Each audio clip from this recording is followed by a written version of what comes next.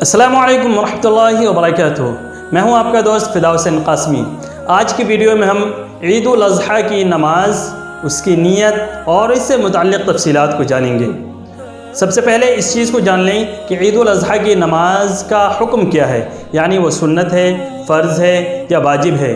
तो इस बारे में तमाम उलमा का इत्तिफ़ाक़ है कि ईद उल अज़हा की नमाज ये वाजिब है, कोई सुन्नत नहीं है। बहुत से लोग सुन्नत समझ करके इसको तर्क कर देते हैं या बिला किसी मजबूरी के भी इसको छोड़ देते हैं। तो इसका छोड़ना बिल्कुल मना है और इसका हुक्म जो है वो वाजिब के दर्जे में है, यानी कि फ़र्ज़ से नीचे का दर्जा है। फ़र्ज़ के बाद दूसरा दर्जा वाजिब का होता है, वाजिब के बाद फिर सुन्नत का दर्जा होता है। तो ईद उल अज़हा की नमाज का हुक्म क्या है? वो वाजिब है। किसी भी काम को करने के लिए सबसे पहले उसकी नीयत ज़रूरी होती है।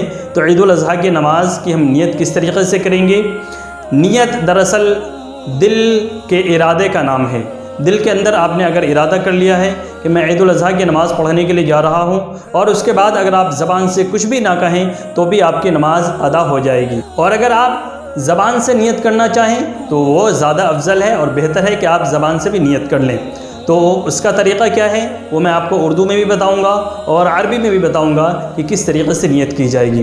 तो उर्दू में इस तरीक़े से हम नीयत कर सकते हैं, नीयत करता हूँ मैं 2 रकात ईद उल अज़हा की नमाज, नीयत करता हूँ मैं 2 रकात ईद उल अज़हा की नमाज 6 ज़ायद तकबीरों के साथ। अल्लाह के वास्ते पीछे इस इमाम के रुख मेरा काबा शरीफ की तरफ अल्लाह अकबर कह कर के आप नमाज शुरू कर सकते हैं।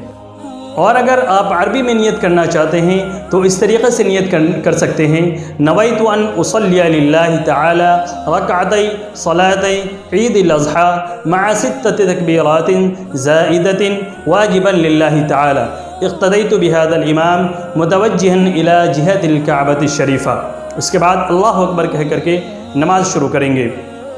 आप हज़रात को ईद उल अज़हा और ईद उल फ़ितर की नमाज के मौके पर ख़ास तौर से जो ज़ायद तकबीरात है इनका ध्यान रखना है, क्योंकि ईद उल अज़हा ईद उल फ़ितर की नमाज साल में आती है, इसलिए अक्सर बेशतर लोगों को इसके अंदर गलतियां हो जाती हैं।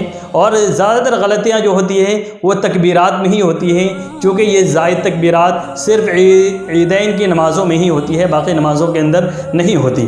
तो सबसे पहले आप तकबीर तहरीमा कह करके आपने नियत कर ली। नियत करने के बाद तकबीर तहरीमा कहते हुए अल्लाहु अकबर कहते हुए हाथ को कानों तक उठाएंगे। उसके बाद हाथ को बांध लेंगे, हाथ को बांध लेंगे। उसके बाद फिर सना पढ़ेंगे।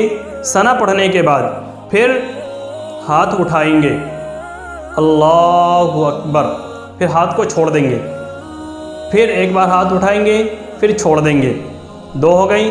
उसके बाद तीसरी बार फिर हाथ उठाएंगे और इसको फिर बांध लेंगे। उसके बाद फिर इमाम क़िरात करेंगे। इमाम की क़िरात करने के बाद जिस तरीक़े से और दीगर नमाज़ें पढ़ी जाती हैं उसी तरीक़े से इमाम नमाज़ पढ़ाएंगे, यानी कि रुकू करेंगे, सजदा करेंगे। और उसके बाद दूसरी रकत में जब इमाम खड़े होंगे तो पहले वो सूरा फ़ातिहा पढ़ेंगे, उसके बाद उसके साथ में कोई सूरा मिलाएंगे। सूरा मिलाने के बाद फिर 3 ज़ायद तकबीरात जो हैं जो दूसरी रकात के अंदर उसको बोलेंगे। इमाम फिर अल्लाहु अकबर कहते हुए हाथ उठाएंगे फिर छोड़ देंगे, फिर दूसरी मरतबा हाथ उठाएंगे फिर छोड़ देंगे, फिर तीसरी मरतबा हाथ उठाएंगे फिर छोड़ देंगे। चौथी मरतबा में बग़ैर हाथ उठाए हुए, चौथी मरतबा में बग़ैर हाथ उठाए हुए रुकू में चले जाना है तकबीर कहते हुए, चूँकि चौथी तकबीर जो होगी वो रुकू की तकबीर होगी, वो कोई ज़ायद तकबीर नहीं है। कुल मिलाकर के 3 ज़ायद तकबीर वो पहली रकत में और 3 ज़ायद तकबीर वो दूसरी रकत में होगी। फ़र्क सिर्फ इतना है कि पहली रकत में क़िरात से पहले 3 तकबीरें कहनी हैं और दूसरी रकत में क़िरात के बाद कहनी हैं।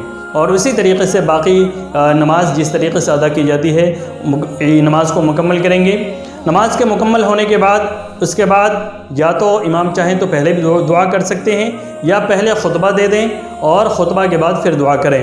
ख़ुतबे का सुनना ईदैन की नमाज़ों में, चाहे वो ईद उल अज़हा हो या ईद उल फ़ितर हो, ख़ुतबे का सुनना जो है वाजिब है। जिस तरीक़े से नमाज वाजिब है ईदैन की, इसी तरीक़े से ख़ुतबे का सुनना भी वाजिब है।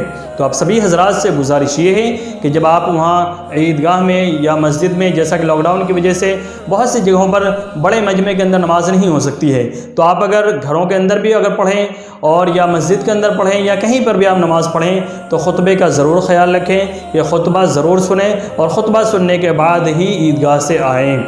امید کرتا ہوں آپ حضرات کو یہ عید الاضحیٰ کی نماز کا جو طریقہ میں نے مختصراً بتایا ہے آپ کو سمجھ میں آ گیا ہوگا، اور اسی طریقے سے آپ حضرات سمجھ کر کے نماز کو ادا کرنے کی کوشش کریں گے۔ السلام علیکم ورحمۃ اللہ وبرکاتہ۔